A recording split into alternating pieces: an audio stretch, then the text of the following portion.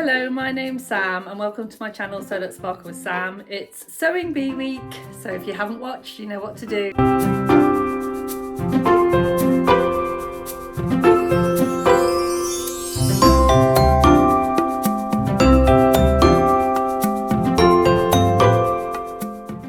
So it's episode 5. We're halfway through. It's Indian Textiles Week, and because it was Indian Textiles Week, they had a special judge to join Patrick and Esme, and it was the lovely Priya, and she was a lovely addition actually, because it was nice to see how somebody else kind of saw how the contestants handled the fabrics. Because I think it's not, if you're using unusual textiles, I think it's nice to have an expert. So I enjoyed having another point of view throughout the whole program. So that was really nice. So the pattern challenge, the first challenge is the pattern challenge, and they made a traditional jacket, a traditional Indian jacket called the Nehru jacket. And they had 4 hours to make it. So the actual jacket itself had welt pockets. It's a tailored jacket, and it had like a closed collar or a very close collar, 5 buttons and buttonholes, and they suggested that they did a blind hem. So 4 hours to make a jacket. I think it's quite tight, but a lot of them managed it just. So yeah, it was quite an interesting challenge. So they focused on Marcus at the beginning. Now apparently Marcus's mum grew up in India, and so he was quite excited by this challenge. Now Marcus' finished jacket, it was well finished, but I did notice that he had a bit of a wonky button, which meant that it didn't line up as well as it probably could have done. And for my mind, the colour of it didn't seem very traditional. I mean, I could be wrong. I don't really know very much about traditional Indian jackets, but it reminded me almost of like a military jacket, and I think that was mentioned by one of the judges as well. So Alex, she was another one that went for plain fabric, which I think was quite a good way to go. It was interesting that when welt pockets came up, I was definitely looking out to who had done them before and who hadn't. And yeah, we could definitely tell. Now, Alex had definitely done them before. She did a really, really good job, and it was really well finished. Lauren, I think Lauren's mistake was she used the wrong fabric. She went for a very lightweight, flimsy fabric, which is not good for pressing and creasing, not great for getting your welt pockets in, and not really the right weight for the jacket that they required, you know, for the style of the jacket. Georgie, she gave herself a bit of a time penalty really, because she chose one fabric, then changed her mind, and then chose the same fabric as Alex. And I think when you choose the same fabric as someone else, you're always going to be pitted up against them. And because Alex did such a good job, and because Georgie had less time than Alex because of the choosing of the fabric, the finish wasn't as good. So yeah. Pasha went for blue and gold. I thought it looked really lovely. It was finished well, but she didn't have time to get any buttons on. And Susie, bless her, she chose the same, I think it was the same kind of fabric as Pasha, but it was red and gold rather than blue and gold. And she just cut her welt pockets in the wrong place. Susie did get herself in a bit of a tiz this week, which I find Susie tends to get herself in a tiz most week, but you know, she just carries on, and I love that. I love that attitude. Luke, they did really well this week. It showed in the beginning when they were showing them actually constructing their jackets that they decided that when they had their kind of collar piece, they thought they had extra than they needed, so they cut the collar piece off. But then when it was actually finished and constructed, they had a much bigger gap than everybody else. So I think they needed not to cut that bit off, which, you know, I mean, easily done. But it was, you know, it was a fairly well finished. It was just different to the others. And then there was Elsa. And I've put Elsa welt pockets ? That's my note. Welt pockets ? Exclamation mark. Yeah, I think she'd obviously done them before. She knew how to construct the welt pockets. And I mean, and I'm not one to talk about welt pockets. I've done some disastrous welt pockets in my time, but they weren't the best. So hopefully you've seen some pictures popping up, and they placed Susie in 8th, Lauren 7th, Georgie 6th, Pasha 5th, Elsa was 4th, Luke was 3rd, Marcus was 2nd, and Alex got 1st place, which I thought was very well deserved. So that was the pattern challenge. And then there was the transformation challenge. Now they have 90 minutes for the transformation challenge. And for this week, they were asked to use checked shirts. I think they were just shirts. I don't think there were any other. I think they were just shirts. And they were the Madras check, which is a traditional Indian checked pattern. And calico. Calico is an Indian fabric. And they were definitely asked to use both fabrics. They could have up to 2 garments and up to 1.5 meters of calico. Alex decided that she wasn't going to use calico and just used the 2 shirt garments. And I think that ended up biting her in the end, because although what she made was lovely, she didn't follow the brief. And when you get halfway through the sewing bee, you should really know by now to follow the brief. Luke did patchwork circles. As they were doing this, I'm really interested because I love how different people add texture to fabrics. It's something I'm not very good at, and I really like playing with. So I thought that was really interesting. I think the only criticism that was given to Luke was that they needed to perhaps more is more, and perhaps add more of the different checks in, which, that would have looked lovely, but at the end of the day, they have 90 minutes. And then Susie's, my notes I've put in, very saucy Susie. So I think Susie has a very saucy style, doesn't she? Everything has like big slits up, and you can see up it and under it. And my kind of lots of years teaching children, I tend to wear clothes that you can't see up and under. So yeah, she's definitely very different style, and which was lovely. Pasha's reminded me very much of kind of a 1950s housewife apron. It was kind of the ruffle apron, and then ruffle across here. It was very beautiful, but something about the stiffness of the calico gave it a kind of very structured feel. And she made little flower embellishments, which was very cute. Georgie's was genius. I thought Georgie's was absolutely fantastic. She used the straps because she used the qualities of both of the fabrics. So the cotton was very smooth, very soft. The calico is quite stiff. So she used the straps to kind of pull it through to give these kind of like puffball ruffles on the skirt. I thought that was really clever. Marcus made a pinafore, which I thought was very wearable, maybe a little bit boring, but it was definitely a transformation. Lauren made a play suit, but again, I have to say, it was a little bit, right at the very end, she managed to rip it. So it didn't kind of work as well as she wanted it to do. Elsa's, I actually really liked Elsa's. I thought it was quite fun. She kind of properly patchworked the checks onto the calico and made a little kind of longer shorts and kind of like a day wear shorts and top kind of idea, which I thought was really lovely. And as a consequence, Alex, because she didn't use the calico, she came in 8th place. Lauren was 7th, Susie was 6th, Elsa was 5th, Marcus was 4th, Luke 3rd, Pasha 2nd, and Georgie came 1st. And I think the reason that Georgie came 1st was purely for her kind of like the ingenuity of how it kind of came together. And I think that was much deserved. And she looked chuffed. So that was nice.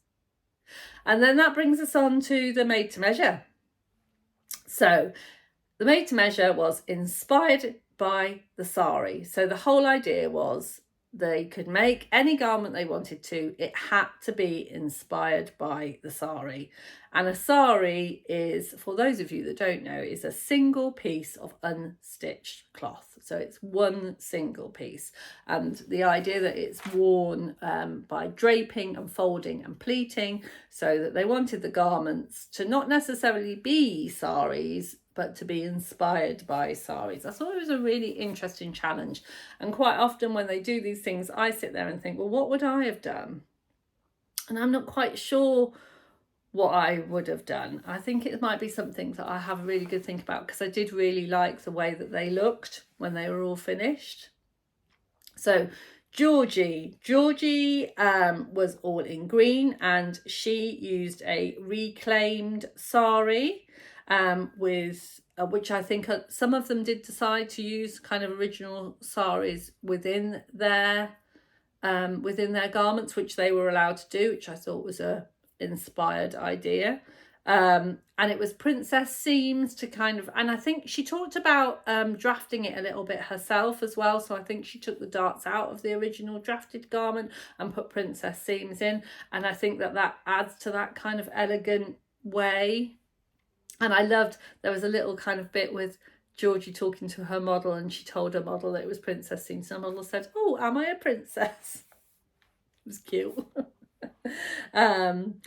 Unfortunately, it wasn't the best fit. There was quite a lot of material at the gap at the back. But I enjoyed the look of Georgie's. Yeah, it might not have been the best fit, but I did enjoy it.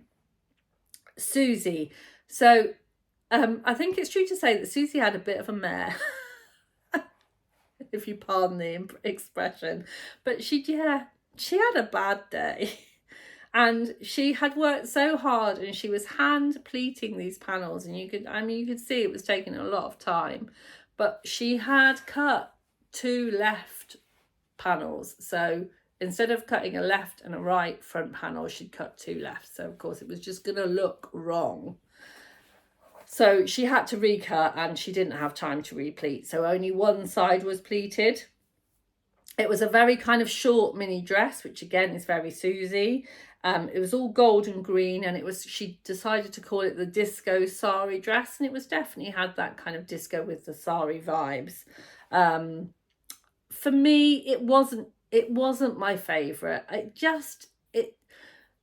The pleating, I know it took her a long time, but for me, it didn't give me sari pleats. It gave me kind of pinned up pleats. It didn't feel, I don't know, for me, I didn't feel like it kind of hit the brief, and it also wasn't executed the best. Then there was Lauren. Lauren self-drafted her pattern, and she used silver silk sari dress, and it had lots of diamante and bling again. Very Lauren. And I think Lauren's main problem is that she ran out of time. She gave herself a lot to do. Her model looked stunning in what she'd done, but nothing was finished. It was all pinned and kind of tapped together. And yeah, so she did struggle in the time. It looked the part.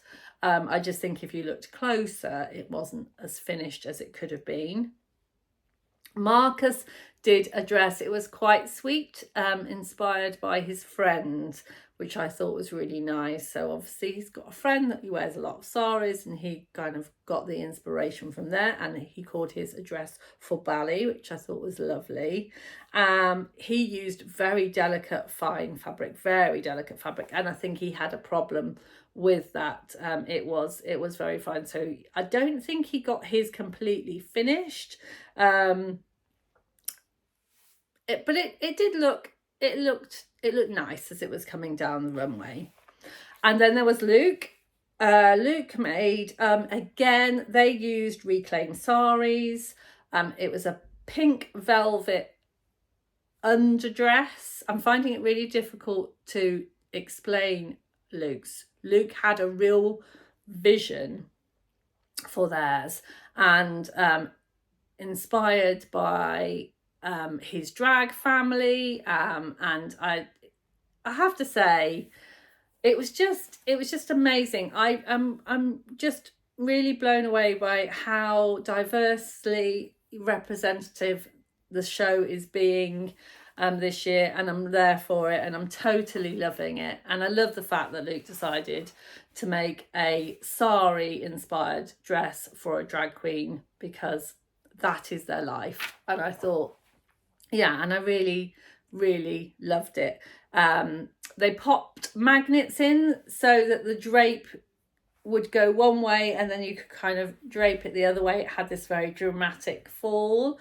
If I'm going to be critical, which, you know, we all are, one thing that I would say about Luke's dress was that where it kind of sat, and this may have just been about camera angles, but for me, where it sat and where the kind of drape went, it needed to drape a little bit lower at the front before it went back up, because it kind of, it almost looked a little bit like it was getting stuck in between the model's legs. So it wasn't as dramatic as I think it could have been.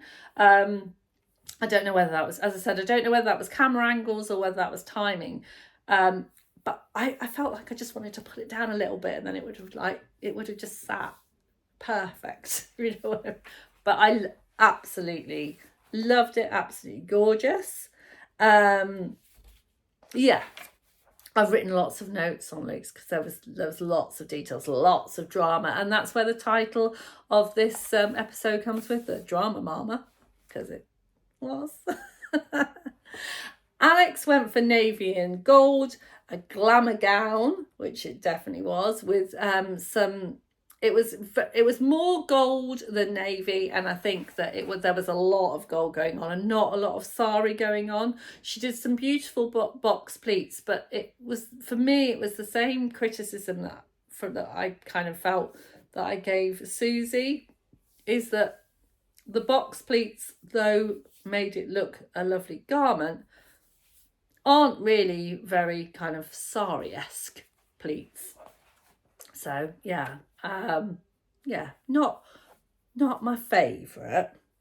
And then there was Elsa. Now Elsa, I loved Elsa's thinking on this, because she kind of thought, well, okay, we're using saris, but how do I make it me? In the same way that Luke made it them, Elsa made it her, by adding in the Scottish, which I thought was really, really lovely. So obviously a lot of Scottish, when I say obviously, maybe you don't know, but kilts and Scottish traditional wear are pleated in a very similar way and wrapped and folded that saris are. So she kind of mashed the two traditions together and had kind of a Scottish tartan sari dress.